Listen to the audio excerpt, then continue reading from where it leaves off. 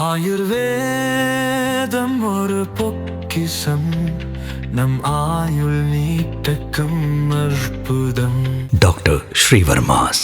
முதலீட்டு உறுதிமொழிகளை ஈர்ப்பதில் தமிழ்நாடு 6வது இடத்திற்கு தள்ளப்பட்டுள்ளதாகவும் அதற்கு திமுக அரசே காரணம் என்றும் பாமக தலைவர் அன்புமணி கடுமையாக சாடியுள்ளார்.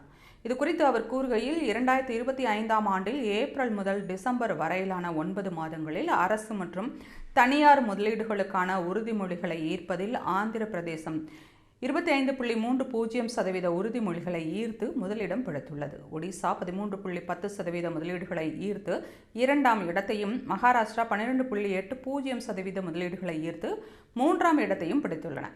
ஆனால் முதல் 5 மாநிலங்களின் பட்டியலில் தமிழ்நாடு இடம் பெறவில்லை. வெறும் 4.9% முதலீட்டு உறுதிமொழிகளுடன் 6வது இடத்திற்கு தமிழ்நாடு தள்ளப்பட்டுள்ளது என்று அன்புமணி கூறியுள்ளார். இந்தியாவின் ஒட்டுமொத்த பொருளாதார உற்பத்திக்கு 9 முதல் 10% பங்களிப்பை தமிழ்நாடு செய்வதாக குறிப்பிட்டுள்ள அவர், அதில் பாதியளவு முதலீடு மட்டுமே இப்போது கிடைத்துள்ளதாக கூறியுள்ளார். தமிழகத்தில் 1720 கோடி ரூபாய் முதலீட்டில் தோல் அல்லாத காலணி தொழிற்சாலையை அமைப்பதற்கான புரிந்துணர்வு ஒப்பந்தத்தில் கையெழுத்திட்டிருந்த ஹைஸ்வாங் என்டர்பிரைசஸ் என்ற தென்கொரிய நிறுவனமானது ஆந்திர பிரதேசத்தில் தொழிற்சாலையை அமைக்க முடிவு செய்துள்ளது என்றும், சுமார் 8000 கோடி ரூபாய் முதலீடு செய்யவிருந்த ஒரு குளிரீட்டு நிறுவனமும் ஆந்திர பிரதேசத்திற்கு சென்றுவிட்டது என்று அன்புமணி தெரிவித்துள்ளார்.